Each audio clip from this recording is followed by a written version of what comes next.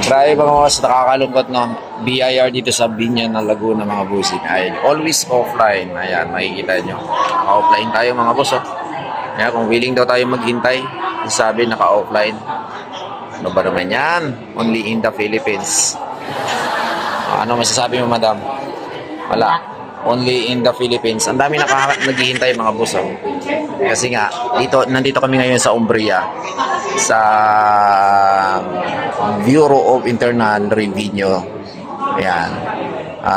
District Office number 57, Binyan. Offline, mga boss. Grabe naman ang sistema ng ating yung bang pupunta ka dito, akala mo sure na. Tapos offline pala. My God. Ano ba? Maghihintay ba tayo?